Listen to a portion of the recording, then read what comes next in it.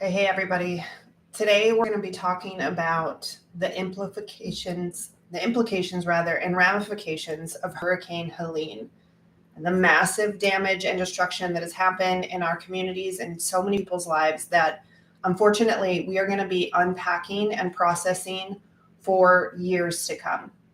But I wanted to just hop on today and do a little talk about grief and some of the ways that you may experience grief or be dealing with grief, and or as we move through this, deal with grief in the upcoming weeks and months as we continue to watch this unfold and as we begin and continue the long process of recovering from this disaster that has happened in our country.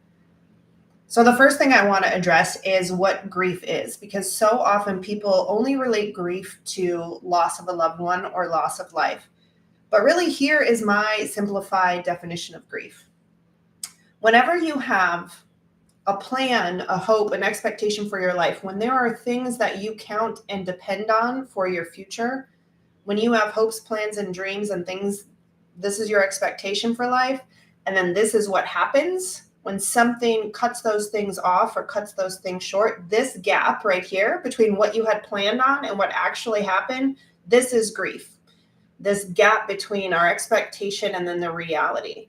And how we navigate that gap is dealing with grief, learning how to process the grief and how to actually bridge the gap between what we had counted on and what actually happened. Now, the truth is we deal with this each and every day in varying degrees, from traffic delays and the weather being bad, or just any variety of things that you weren't expecting to happen or you were hoping didn't happen and then they do happen. You have to wrap your head around that and adjust and readjust and move forward based on what actually happens. And this is the same thing when it comes to grief and loss. And for so many people right now, they were planning on, right? We were all counting on our roads to hold up, our electricity, our power, our internet, the systems that our government and cities have put in place to keep us safe, our homes being secure, our cars being secure, all those things. And for thousands of people, those things have been disrupted. So there's many people dealing with grief. And for a lot of people, they're actually still kind of in the crisis mode of grief. I know for all the people in Asheville, North Carolina, they are in the middle of it right now. They haven't even begun to process because they are just trying to survive, right? For some folks like myself here in St. Pete, we are just coming out of that and trying to deal with it. And actually, I was relatively speaking unfazed and unharmed in the sense that my property is totally intact, my car is intact. I lost power for 14 hours, but that was not a big deal. But I have many friends who lost property, who lost vehicles, who are dealing with, the ramifications of their home being flooded and trying to deal with all that looks like, right? So I wanted to speak about some of the different emotions that you might be feeling, what's super common when it comes to grief, and then specifically grief like this. This is actually collective and community grief, which puts another layer on it. It's one thing when you experience loss or heartbreak or heartache in your life, but when everyone around you is dealing with some kind of loss, we grieve as a community. We grieve as a nation, actually, for this disaster and the areas that have been affected. So there's collective grief. There's like a collective stress that goes on in our communities because there's all this extra strain. There's all this, we're seeing disturbing images on the news, through social media channels. Like, our little hearts and souls are just really taking a beating right now. So it's very common to feel overwhelmed. It's very common to feel tired. It's very common to feel anxious and you don't know what to do. So I want to speak a little bit for those of us that were relatively unharmed by the storm, but yet we're surrounded by so many people who were affected greatly by the storm. What are some things that we can do to come alongside them now and in the future? And the first thing, a lot of these things are really practical, but I'll just repeat them. Come alongside with practical tools. Be a pair of helping hands if somebody needs help at their property. Bring supplies, bring water, bring food, bring the basic necessities, offer a place to stay, just offer practical needs as much as you're able to come alongside people who are needing those things. And also remember and recognize that those people are in the middle of a crisis. This is going to be a marathon and not a sprint for them. They have a long road ahead of them. And so I guess that's the second piece to just keep in mind for all of us, is that this is going to be a long road to recovery, right? So for everyone needs to put on their own oxygen mask first so that they can help other people. We want to do what we can to make sure basic physical and fundamental needs are met, that people are able to get access to showers and clean water and food and rest and makeshift housing, all of those things, so that they can begin to rebuild and restore and address the damage that has happened. But I also want to talk about, for people that have been affected severely, this is an emotional roller coaster.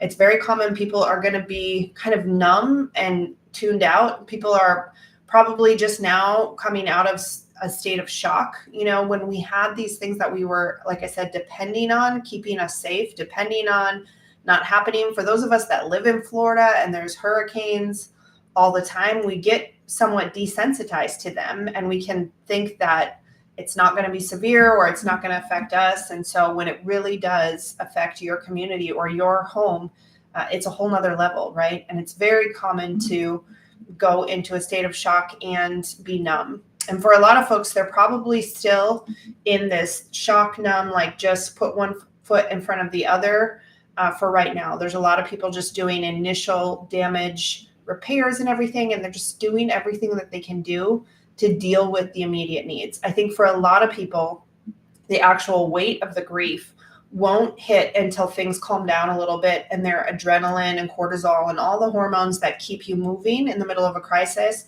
finally subside. Then it's going to really hit them a little bit, the impact of this loss. But just to say that having an emotional roller coaster is totally common.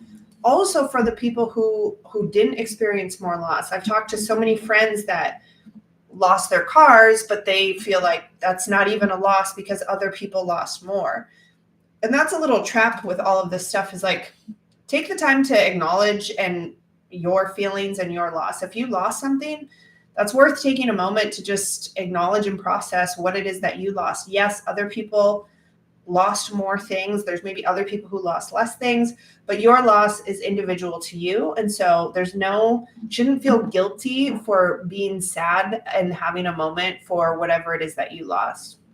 But certainly we want to come around those that experience really devastating loss. You could even have survival guilt, for those of us that didn't experience a lot of loss, or if we know people that lost family members and things like that, it's natural to feel a little bit guilty that we weren't impacted more, or that we have survival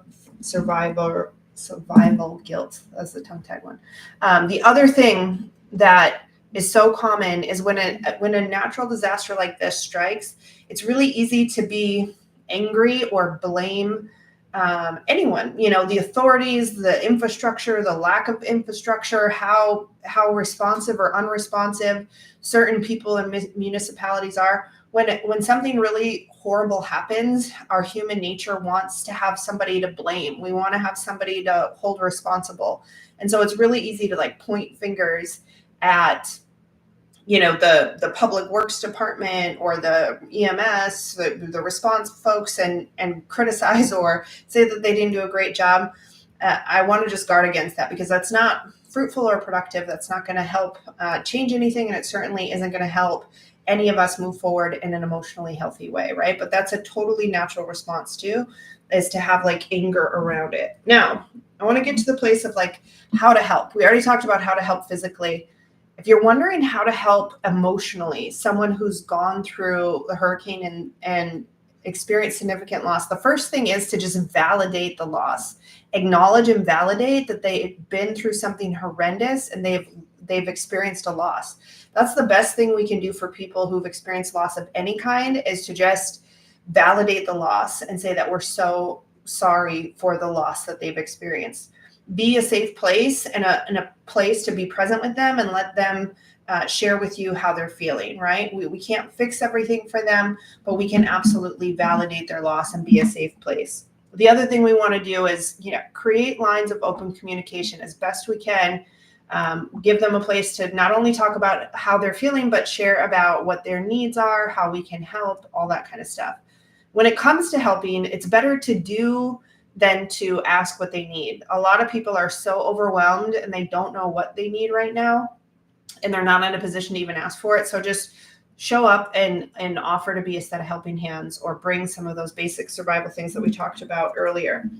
The other thing is, again, like, it can be so overwhelming. So it's really helpful if we can come alongside people and break things down into smaller tasks.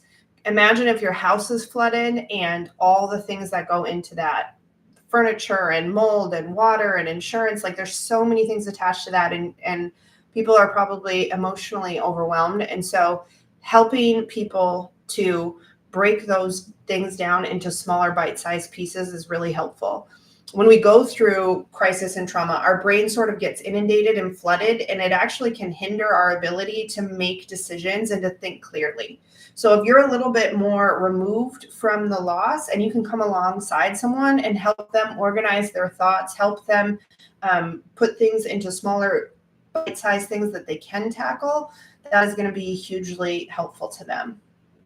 But mostly, I just want to say again, like, this is going to be a marathon and not a sprint. This is going to be a long road to recovery. And so I just pray that we would all lend a hand right now, and that in 2 weeks and 3 weeks and a couple months, when people are still rebuilding their lives, that we would remember to reach back out and check back in and continue to walk alongside everybody that's been affected for as long as it takes for them to rebuild their lives. And for those of you who have experienced devastating, tremendous loss, please know that things can and will get better. We're here to come alongside of you, and we'll offer all the tools and help that you need, but you will recover from this. It may take a long time, but I just want to plant seeds of hope that there will be rebuilding after this, and you can recover. All right, guys, we'll maybe do something in a couple more weeks about this. I just wanted to hop on and address kind of all the feelings and emotions that go along with grief as it relates to a natural disaster like Helene. Our thoughts and prayers are with each and every person that was affected, and will continue to be until we get through to the other side.